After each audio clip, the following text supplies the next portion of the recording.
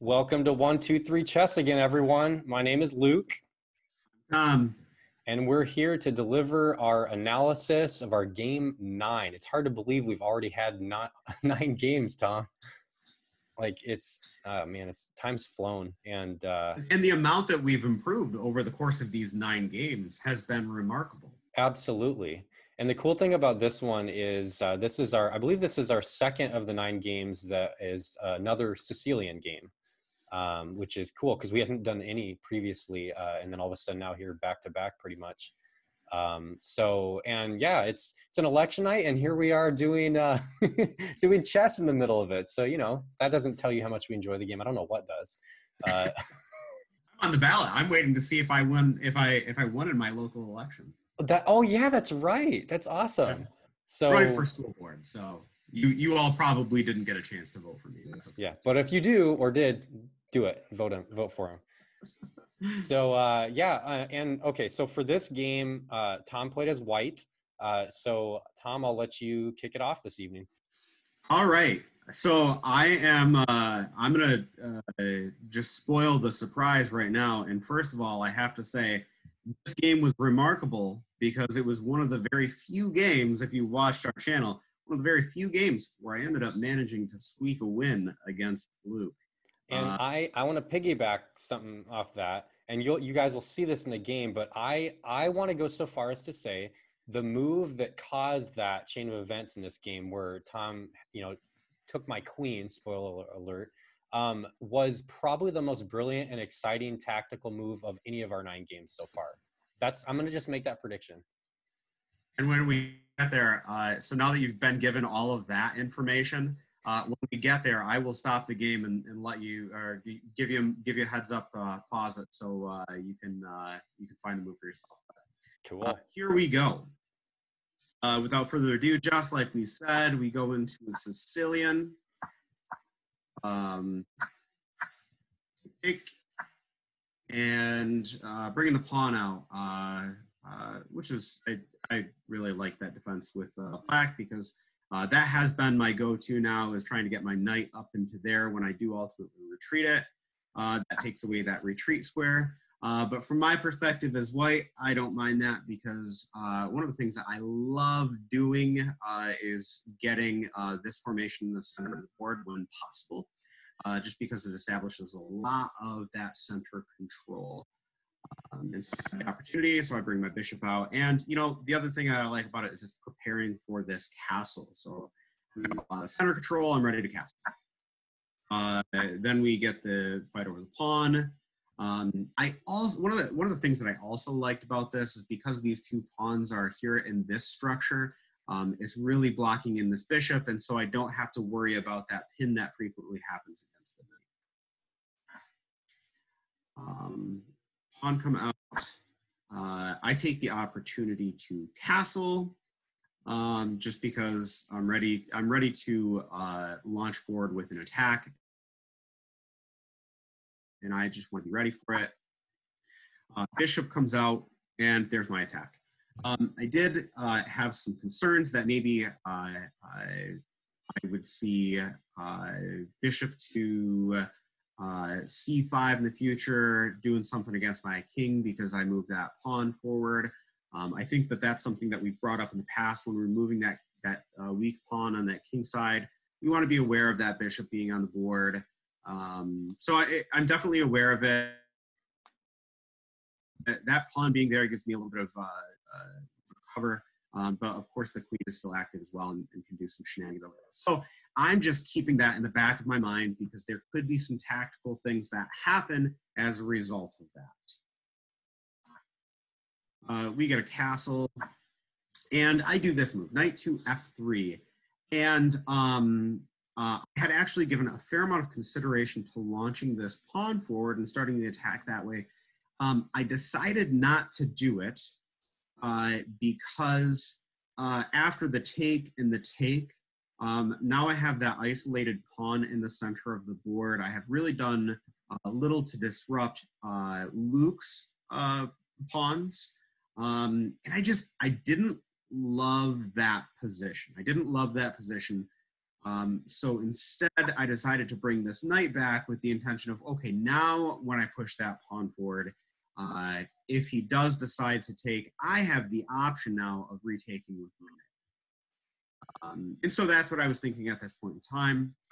Then we get this pawn push here. Where I bring my bishop down to d3. When I did this knight move back here too, I was concerned that I was giving up some tempo, which I was. And that allowed Luke to do that. So it was sacrificing that tempo in the favor of a little bit of stronger attack. He capitalized on the tempo by attacking my piece.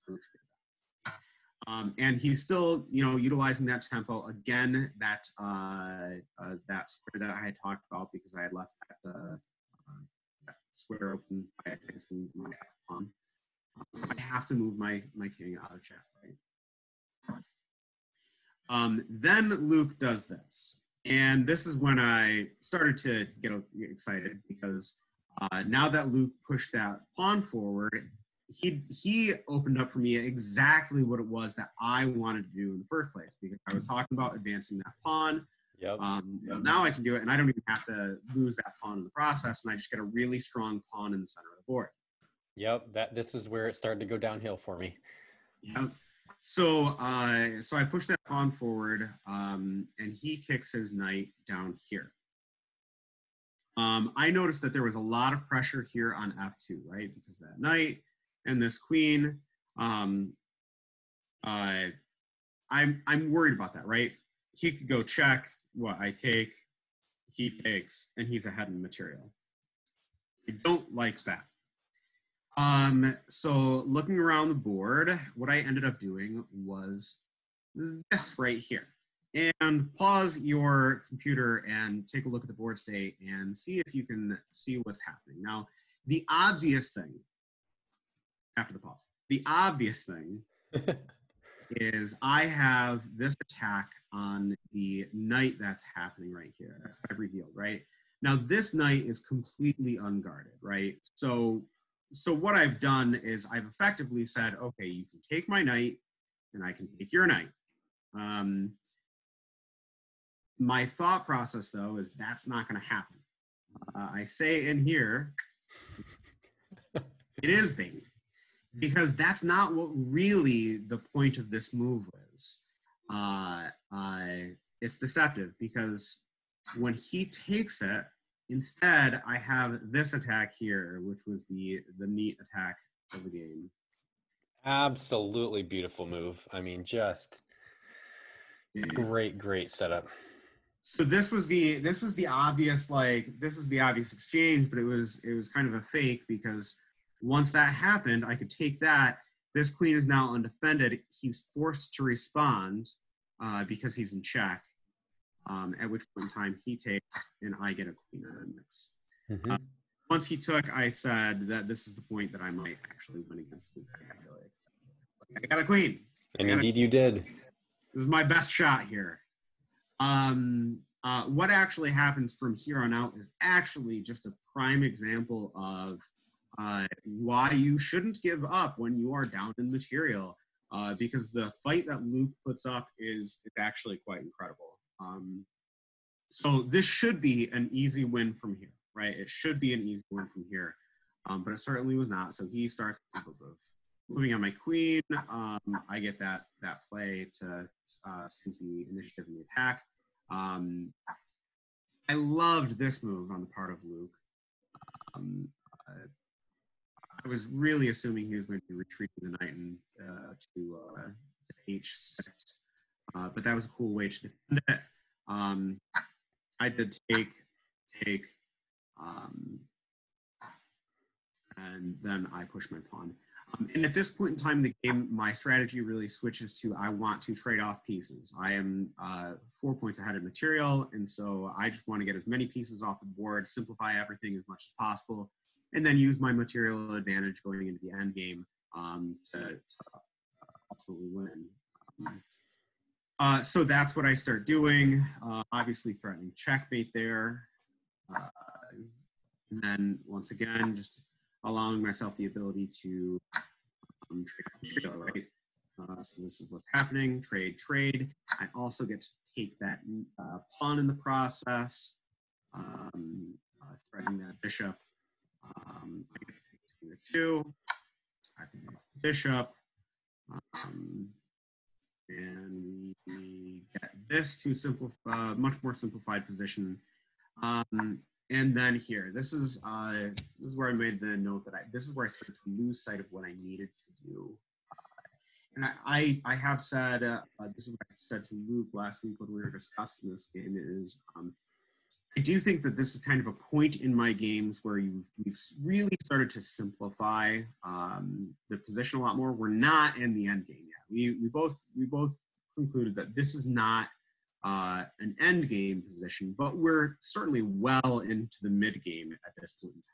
Yeah, I don't really care if a computer chess engine says it's the end game technically. In practical human purposes, I don't think this is the end game. There's too much on the board. Yeah, there's still too much that can really happen, and so we need to simplify this position a little bit further. My first plan is, okay, I still want to continue these trades. I want to get one of his rooks off of the board. I'm gonna take care of that knight that was throwing the pawn. I need to bounce back. Second queen, I get a check in to gain that momentum. And there we go. Now I'm here, and this is a good way to get that change. Right, one more rook off the board. So I'm feeling like, okay, I've made some progress. One rook down. Let's get another rook now. And we start entering into this, and I start to think to myself, okay, what I really want to do is I really want to advance the pawn, right? And that's what I'm doing in here, because I'm thinking, okay, maybe I can push that pawn forward, put him in check, and he's going to have to respond to that check. But I've got that now to deal with, kicking that, and this is where I wanted to be. This is exactly where I wanted to be. I had been telling myself I wanted to advance that pawn. This was my opportunity to do it. And then it was like this moment of greed, I think, and not really thinking my actions through. Because I brought this down to here and I was like, oh, well, yeah, I could advance that pawn right now, but I can advance the pawn from here. And right now I'm threatening a bishop, which seemed like a cool thing to do. Mm-hmm. But the problem was, oh, yeah, that's right. He can just attack my queen, and now I have to do something about that. Yeah, and my bishop will always have my rook to protect it if need be. Yeah. So I go back here, hoping like maybe now I can do the same thing again, but my opportunity becomes lost, right? Now he's attacking my queen, and then I get into this sort of thing. I don't want to, I mean, he'd be more than happy to repeat this cycle. And get oh, yeah. Oh, you better believe it. That's what I was going for. I'm not willing to do that. So I gotta break the cycle. Then this happens, and now he's managed to get his rook on my second rank. This is frustrating to me. He's getting his pieces where he's got an attack on this pawn, right? Attack on this pawn. His bishop is eyeing down on this diagonal with my king. And then, he's got a second attack there. So here, I decide to do this. And the engine did not like this move. And I know why the engine didn't like this move. Didn't like this move because I was going to give away material. I knew that. At this point in time, I knew I was going to give away material, but I looked at the board and I was like, okay, we're going to clear off a bunch of stuff from the board right here. I'm going to lose in this exchange, but I think at the end, I'm still going to be ahead in material, and I think I'm still going to be ahead enough in material that I'm still going to have the advantage. All it takes is one pawn. Yeah. So this is what happens. So we see this trade, this trade, this trade, this trade, this. And there we go. We get to there. And the 4-point advantage is now a 2-point advantage. And that middle pawn that I have, that pawn on the F file, is going down. I'm not going to be able to keep it. So it's going to, my 4-point advantage turns into a 1-point advantage thanks to some pretty extraordinary counterplay on the part of Luke. Thanks. So to the point of don't throw in the towel after losing a queen. And that has been something that in my games I have really benefited from. I can't count the number of times I've lost a rook, I've lost a queen, and I've said, you know what, I'm just going to keep going. And I've turned that like extreme disadvantage into a slight disadvantage. And then maybe I go into the game, like I go into the end game with like one point behind. But somehow because I've done a little bit more studying in my end game practice than my opponent has, you know, I'm taking opposition into account a little bit more, or whatever it is. They can often blow that game, that slight advantage that they had in that end game, and their 1-point lead quickly turns into a draw or a loss. Mm-hmm. So like I said, I'm losing that pawn, right? And then from here, you know, I want to be controlling these middle squares. I'm controlling that one right now. I have the opposition. I want Luke to decide what way he's going with his king before I go some way with my king. He's going that way, so I follow him. And then when this happens, I'm able to move my pawn forward because now that I have those 2 pawns together, I'm able to control all 4 of these squares simultaneously without having to move my king. We get that. I move my pawn forward, and now we have this little pawn structure here. Luke moves in with his king, at which point in time I say, okay, cool. I have those 4 squares already covered.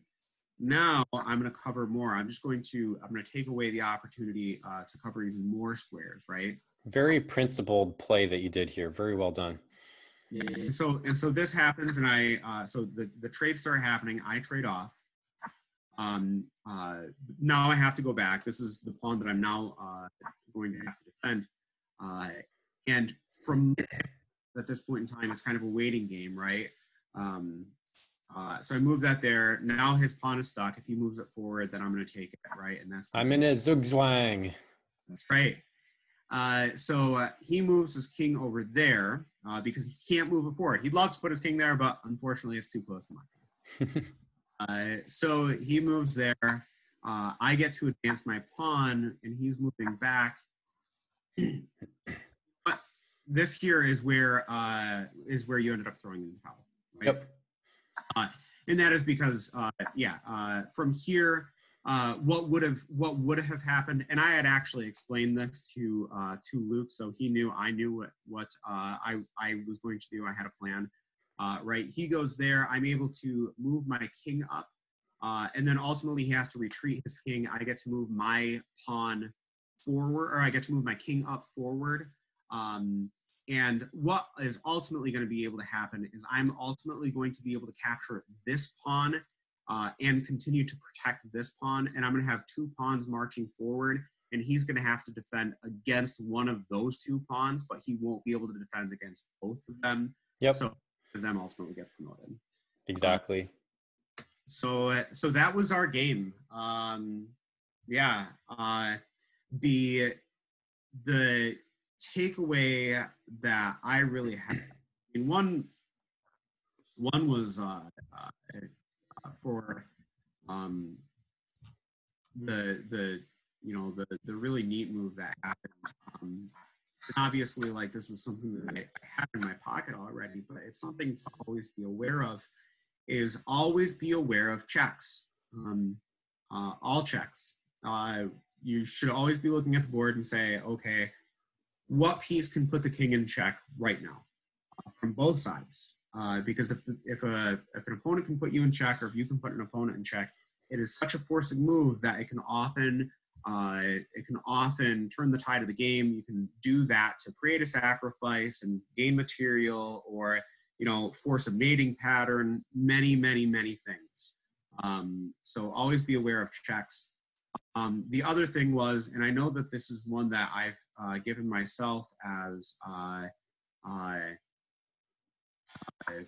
lesson that I need to learn in the future. But you know, how soon we forget is when I have a plan, have a good reason for abandoning the plan. Dude, that's exactly mine too. Like you guys will see in the reverse as I go through mine, but that is so common. You know, that's come up in like 3 or 4 of our more recent games. But you know, sorry, I just want to say one more thing about this. That should be encouraging, and you guys too. If this is the kind of thing that you're coming up with as takeaways from your games, this should be encouraging. Why? Because it means our plans were solid. They were calculated. They actually would have gained us, you know, an advantage if we followed them. I mean, here, you know, if I had advanced that pawn, then we get into, again, a series of exchanges that's going to weaken his king side. You know, whatever that ends up being. If it's going to be like he takes and I take with my rook, and then he takes with his rook, now I take with my queen. We've lost the same amount of material. He's prevented the promotion of my pawn, but now he has an undefended king just sitting there in a corner next to my queen. And he's just got 2 minor pieces on the board left to work with against, you know, my queen and 5 pawns, which would have been a heck of a lot easier for me to win. Yeah, those are my key takeaways. So, without further ado, I will pass it along to Luke. That's awesome. Thanks, Tom. And that, yeah, very insightful stuff. Very informative game, and yeah, I thoroughly enjoyed it. Okay. And yeah, shout out for what I'm going to deem the best tactical move of all of our games on this channel so far. Okay, so to go through mine, let's hop in here. All right, so I'm starting to do this move a lot more now, where you advance to d6 for the pawn, just because it tends to be very common, and it's like one of the most common top level play, and I'm not used to it. I used to always move my knight out first, so it's becoming commonplace for me to do that now. Okay. And then here, obviously controlling this square for him to check with his bishop and drop his knight in, whatever the case may be. Okay, right here, this moment was not one of my critical moments. However, it actually ended up, I'm just gonna kind of insert one of my key takeaways from this game right here now. At this point in the past, I used to always advance my pawn 1. More recently, Tom can attest to the fact that I typically will now advance it 2 to kick the knight. But I've actually gotten so used to advancing it 2 to kick the knight that I actually have questioned for myself whether moving it 1 is actually good, because it's kind of more passive and everything. But case in point, it actually is equally good either way. It's just totally different intentions for the player that's playing as black. So whether you go to this square or this square, either way, they're both very solid playable lines for black. It just so happens that one of them allows white a little more tempo, and it's a little bit more, shall we say, defensive, and then the other one just kind of blasts it open right away. So I chose this one. And then he castles. Now, we had mentioned before when Tom and I were discussing this game together about how, you know, especially like after he moves the pawn there and I castle, I realized that, you know, not only does Tom have a, you know, pretty significant tempo advantage to me. I mean, he's got 1, 2, 3 pieces out with already castled, whereas I have 1, 2 pieces out. And he also doesn't have any pieces blocking his other pieces from getting out. Whereas me, I mean, I could move this bishop here, but, you know, again, who wants to do that? So I realized at this point that I need to come up with some sort of idea to, you know, to catch up in development. Okay, and then Tom mentioned this, and this was the point that I recognized too, as, you know, Tom was conceding like development advantage for like a positional reason, which was really solid to have more control over this square if he decided to make a pawn break.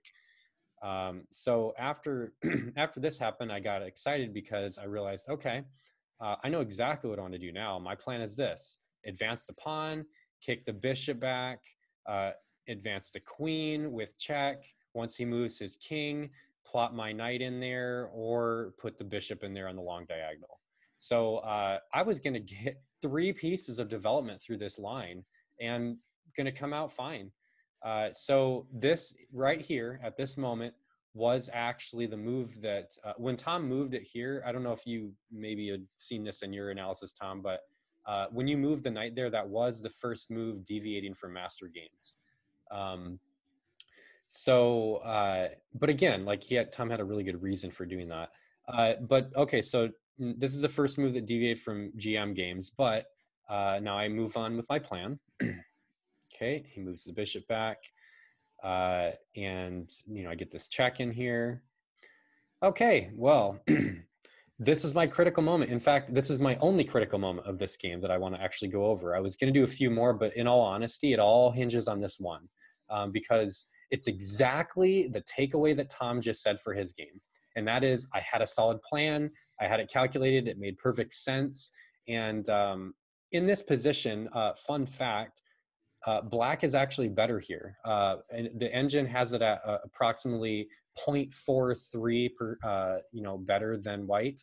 But it's, Tom and I discussed, it's pretty obvious why that is. I mean, the bishop is going to get the longest diagonal and arguably be the strongest piece on the board in terms of minor. And then also, everything is very clear what I have going for me. It's a very simple development. And my king is very safe. That's another thing. King safety. Look at the king safety. My king is slightly safer than Tom's. So all those things taken into account, it just makes sense why the engine is saying that black is better. Okay, so this is the move I did in the game.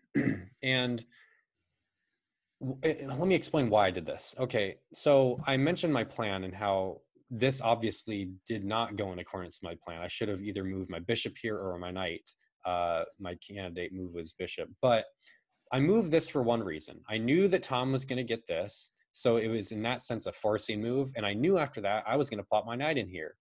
I wanted to play around with ideas of this square. Tom mentioned there was a lot of pressure on f2, and in one of our previous videos, you guys may have seen that we kind of showed how that kind of checkmate can work sometimes when you have the knight and queen working in tandem.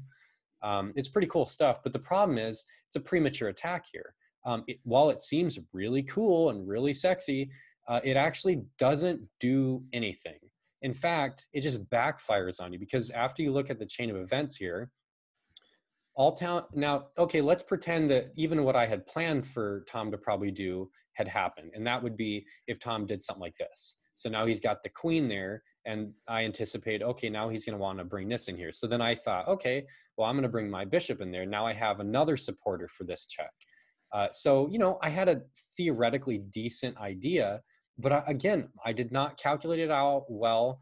If you're going to do an early attack like this, before your pieces are all developed, you have to make sure that you are certain you're going to come out with an advantage after the attack and all the dust settles.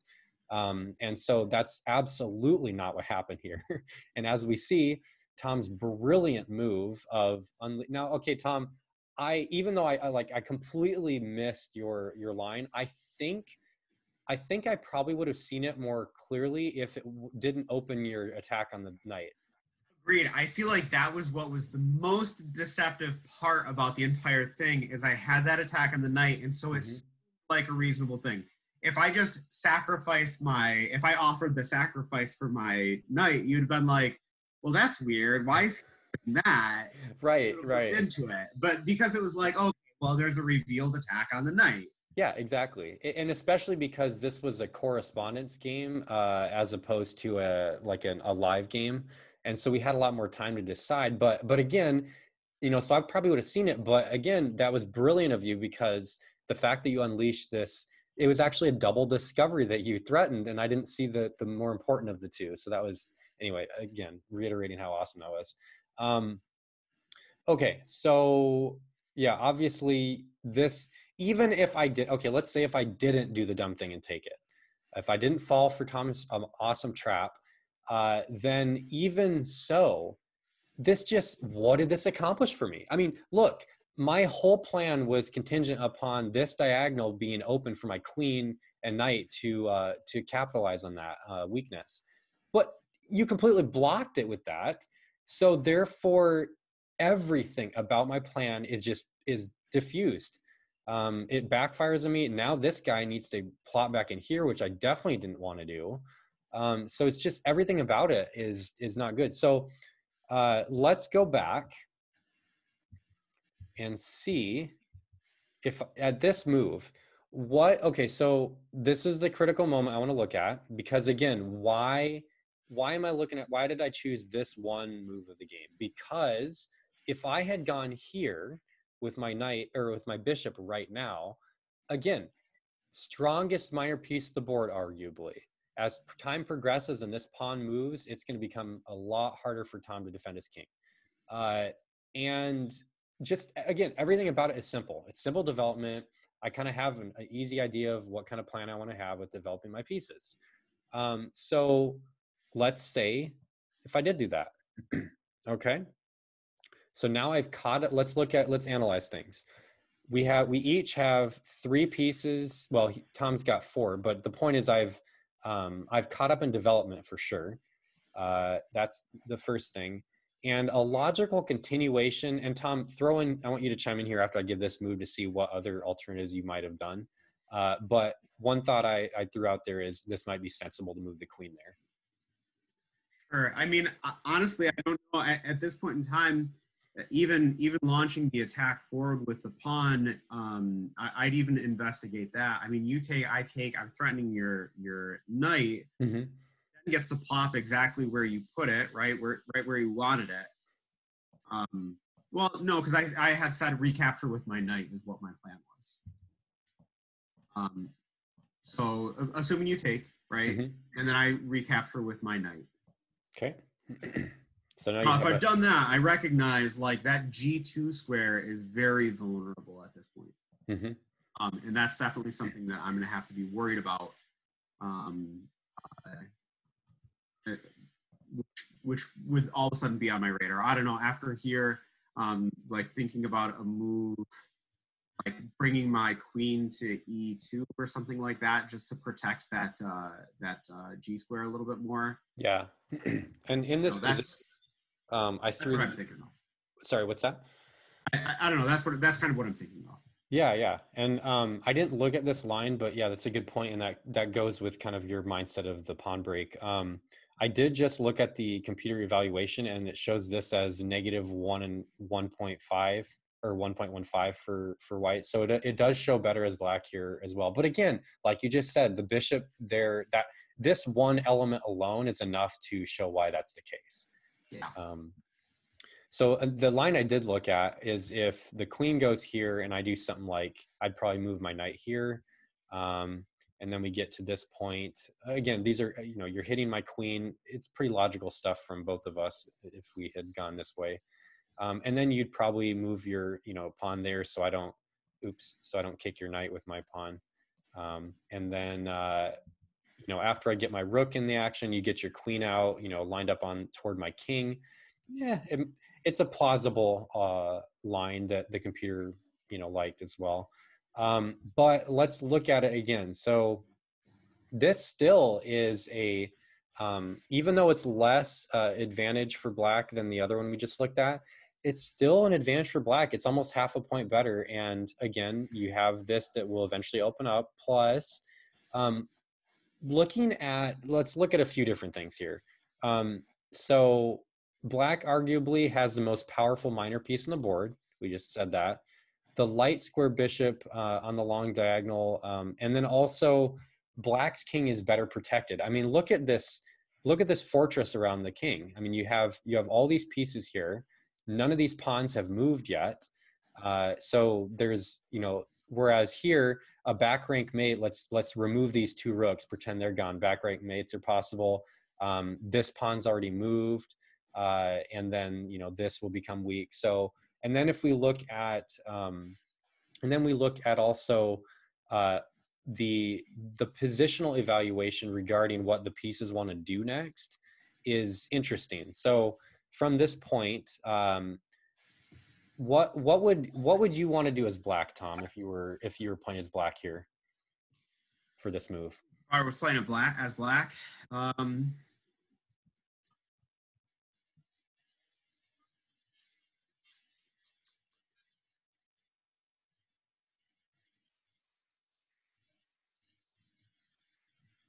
I don't know. I mean, I keep looking at for a potential for white is to advance that F pawn forward one. That seems like a logical thing to do now. Mm-hmm.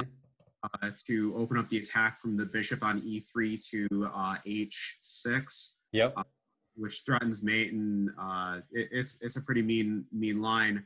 So I want to do something kind of in anticipation of that. Mm-hmm.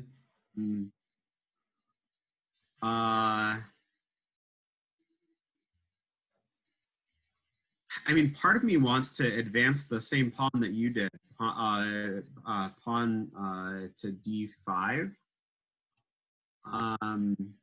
I don't know if that does anything about that attack, but I mean, I at least like, I feel like you've got a lot covered there. You've got the attack, you've got the double attack, and then if you can take that pawn,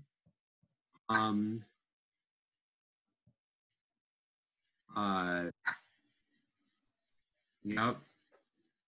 Yeah. Yeah. So You advancing with the pawn on to F5 now with white still is pretty mean, but because you can take that bishop. That bishop is hanging. So exactly. Yeah. I like that a lot.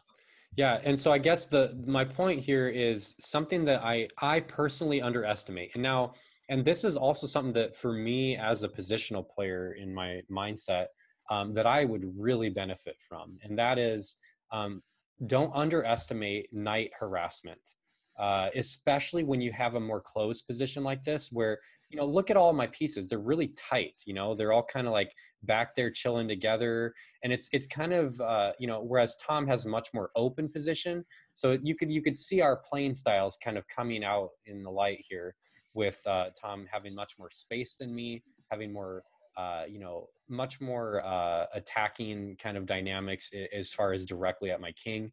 And then I have much more of like a cozy defensive kind of structure. And the reason why I'm saying this is because right here, what if I did this? Now I'm threatening to take the bishop. I'm also threatening this pawn. And if the bishop moves away, well, guess what? I just got a free pawn and I'm hitting his queen and knight. And I could take it with either one. Also, if the bishop remains there, let's say, there's something that's fortified, like maybe, I don't know, maybe bringing like a rook in there or something just to get another piece. Either way, it's still like, look, I have 1, 2, 3 pieces that are all attacking this square. Tom has 1, 2 defenders. So either way, that pawn's dropping. And so, like that's why another option could be, well, just advancing the pawn. But again, I'm still going to probably, seize the opportunity to do this. And then after a series of exchanges, I mean, again, this is all theoretical. It's not like, it's not like this is exactly the way that each of us would have played. But my point is, I really like Black's position here. And it's all based on that light square bishop. Every last bit of it is based on the strength of that light square bishop. And let's see, the engine says plus 0.44 for Black. Okay, And this is just a point of information to anyone who's watching this. When you have a bishop on one of those offset corners, right? B7, B2, G2, or G7. If you've got a bishop in one of those places, it is likely one of the strongest pieces on the board. When you have a bishop in one of those places, it's usually just great because it's on such a huge diagonal. And when that is the case, that is one of those areas where it's typically unlikely that you want to exchange that bishop for like a knight. You want to keep that bishop on the board because it's a very strong bishop typically. Yeah. You've seen Luke do in the play that he's doing. Good point. So yeah, I mean, so that was pretty much it. Like, again, to just go back and reiterate my big takeaway here is in this position, back when I had my game plan, I was, I had done everything that I was going to do. And my last step was to just, advance these two pieces. And if I had developed them, then Tom and I would have had a really solid game, and we would have, you know, it would have been unclear what would have happened. But one thing's for sure, it would have been a really, really neck and neck game. That didn't happen because, you know, again, I want to encourage those of you who want to rely solely on chess engines, because if you were to look at this game, you would say, oh, even if you saw this was an inaccuracy, what you'd really focus on is the fact that after Tom went here, where did Luke go wrong? Oh, Luke went wrong right here. But wait. Where I went wrong was when I went against my own calculation, and that was right here. So if I went here, then guess what? That whole other thing, I wouldn't even have had anything to miss because I wouldn't have done a premature attack. So yeah, again, big takeaway for, you know, if you have an early attacking line, especially if you have not finished development, so we're going to say in the opening, make sure your calculation is sound for that line. You need to come out with an advantage of some sort clearly after that attack is done, or else just don't do it, because it's unwise and it'll hurt you in the end. Number two, when playing the Sicilian, I mentioned both E6 and E5 are solid choices when White's knight is in the middle. So again, showing you real quick, when you go back to this spot, where you get, so this right here, either of these two moves, if you're a beginner with the Sicilian, is perfectly fine. You just have to understand kind of what kind of game you're going to get with each of them. This one is easier for beginners to play because I know I used to play it, but it also allows White like a massive development and space advantage potentially. So you just got to be aware of that. And then my third and final takeaway, never underestimate king vulnerability, which brings me to the Grandmaster game we memorized. All right. So, and this one is completely, like it's, what was it, 55 moves, Tom? It is a longer one. Yeah, bear with us if we make a mistake or stutter here, because we can do this. Memorize. Here we go. All right, so I'm playing as White. So far, relatively normal. Yep. Early attack. Pawn.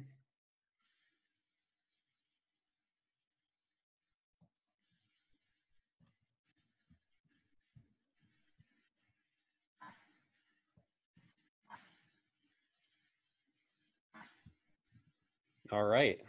And so for this, I thought it was really interesting how Black, like right here, once this happens, then one thing that's thematic is White brings the bishop back there. But then in addition to that, Black goes for this right away, which is kind of something I did but in our game, but he goes a lot earlier, which makes sense.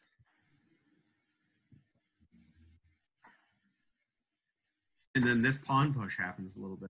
Yep. So everything's pretty much the same as our game, except for the bishop is here instead of here. I said that pawn push. That pawn was normal. This pawn push is what is happening fast. Yep. An instant clarifying of the center.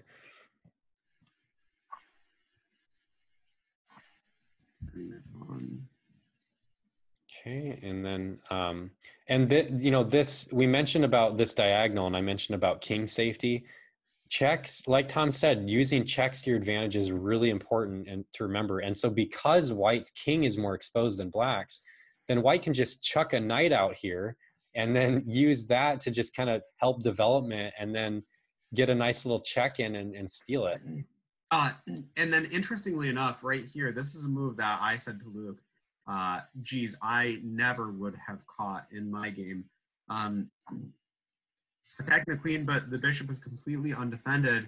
I wouldn't do that because I would think, okay, queen comes down, check, I have to move.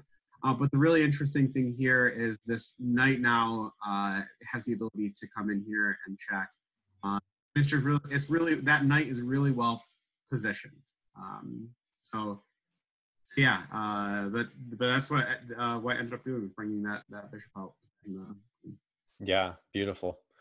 So that's the reason why Black decided the simpler route to just take the knight. Moves here. Okay, and now here we go. That's that long diagonal with the bishop again. You know, I like this one too. I thought this one was interesting because bringing the rook up there obviously defends against this checkmate. I would be afraid to do that because now once this queen moves, wherever this queen moves, now it makes a revealed attack on the rook. And so I would have been more inclined to bring the rook to f2. Yeah. I think maybe the idea too is the rook could potentially go here and still be guarding it and now lined up on the king. I like that. I don't know. That's just an idea. I don't know if that's good or not, but okay. So then from here, black decides to get the bishop in the action. Don't want that exchange to happen because then checkmate happens. But notice how white is really has the upper hand attacking like this whole time. But as time progresses, you see the tables start to flip, it's it's kind of one of the things about this style, this particular variation of the Sicilian. You just gotta, as black, you have to understand that your development's going to be a little bit belated, so.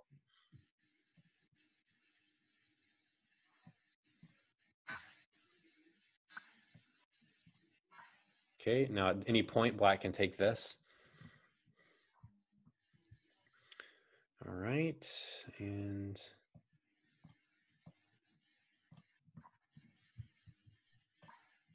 yep. And this could have been a checkmate potential for other stuff. So, and also a back rank mate with this rook eventually. So, did we screw things up? We did screw things up. Yeah. Did I screw it up?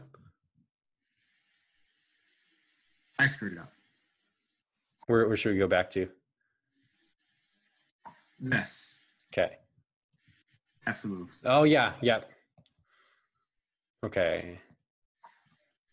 That was the reason for the king move that ends up happening. Yeah. Okay. It makes perfect sense now.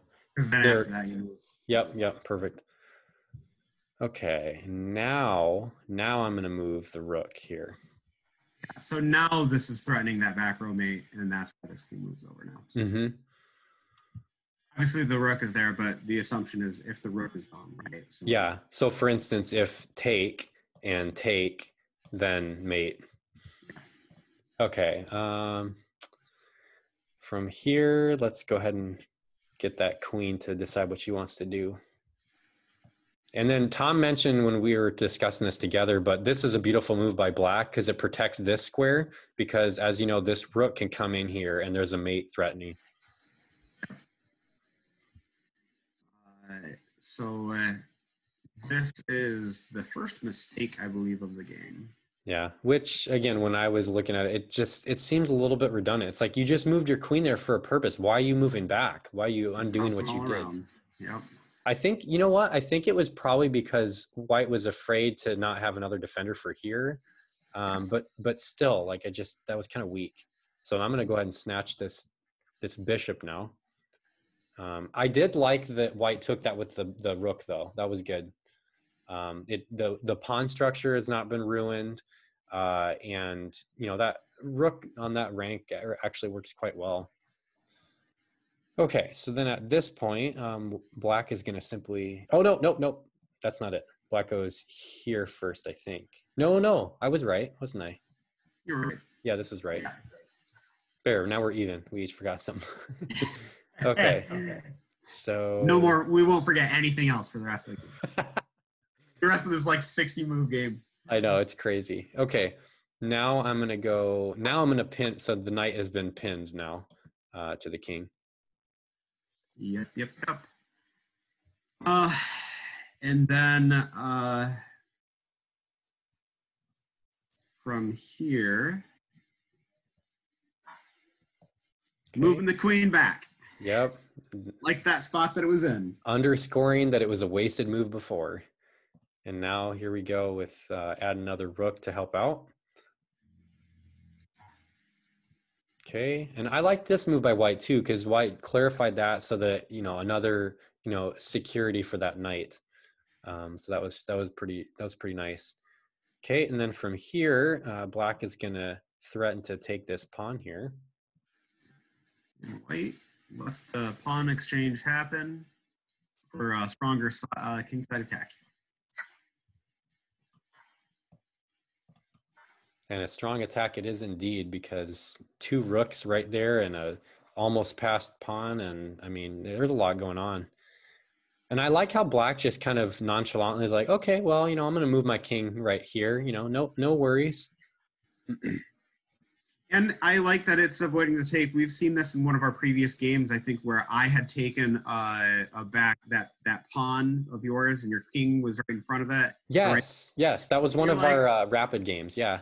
Yeah, and suddenly it's like, okay, that's cool. I like this. The pawn is actually a pretty nice defender for me because it's not moving anywhere.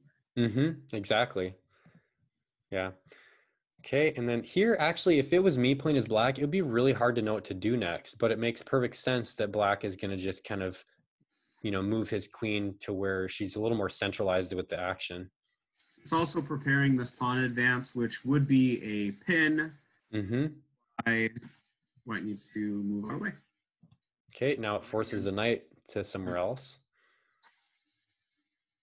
Okay, and then from here, I love how black's intention with moving this pawn here to kick the rook is going to inevitably allow some more threats to happen toward the back of the board, because that had to be taken with the pawn, so now he comes in with check.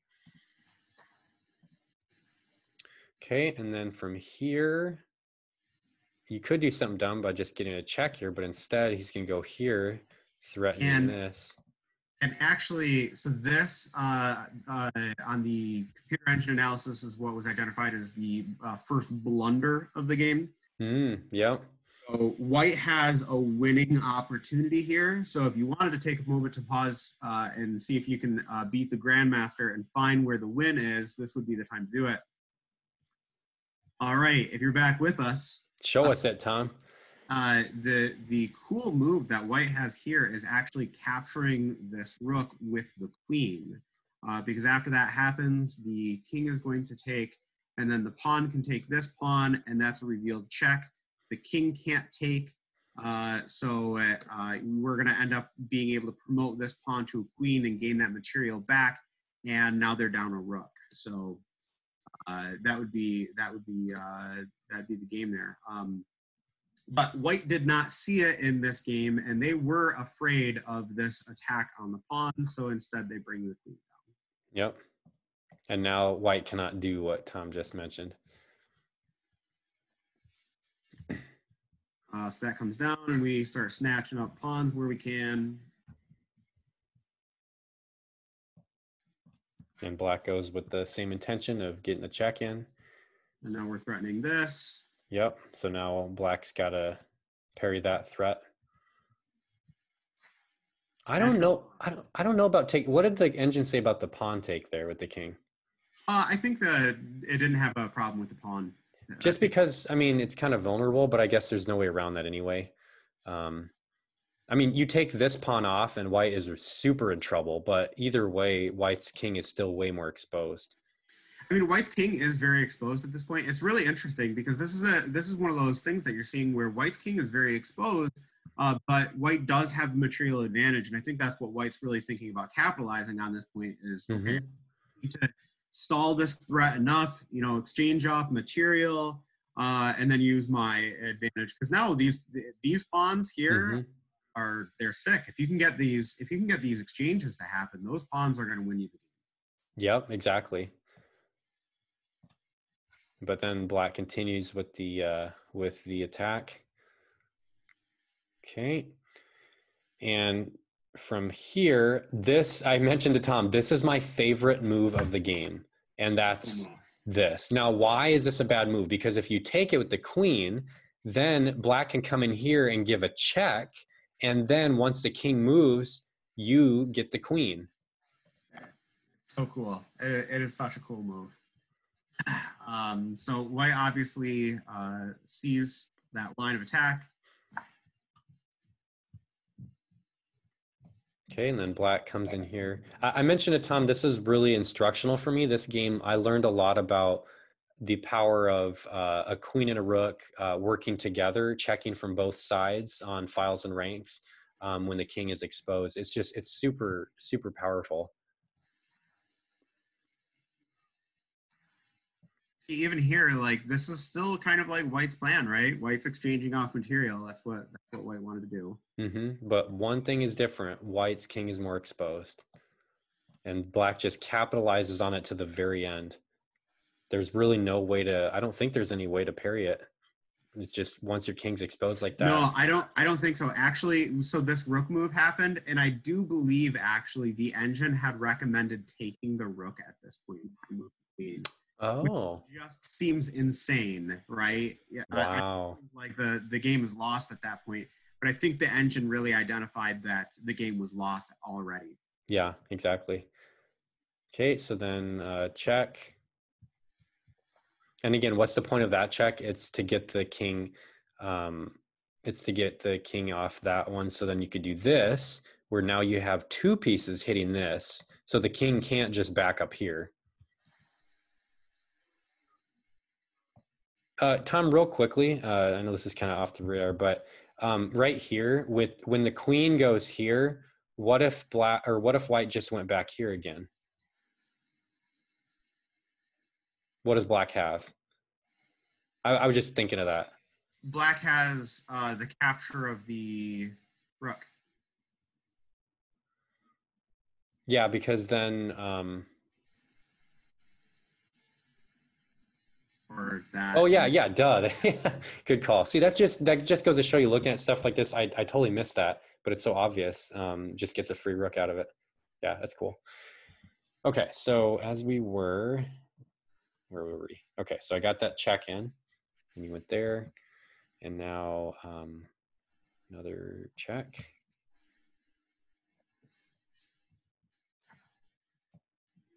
Snatching the pawn to just kind of keep that king where we want him. Yep, and now the king is even more exposed.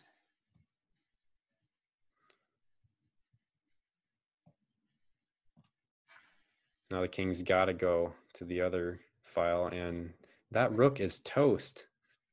There's no way to defend against that. And this is where White resigns. Yeah, White resigns here. So thanks for bearing with us through that longer game, guys. We actually, I'm really excited that we did memorize that. And, you know, we learned a lot of elements to it. King exposure, we learned about the power of, you know, a pawn on the 7th rank, the power of queen and rook working together to check from both sides and put the king where you want him. A lot of informative stuff there. Yeah. Well, all right. Thank you guys for sitting with us today, and keep practicing. Continue to improve your game, guys. Bye.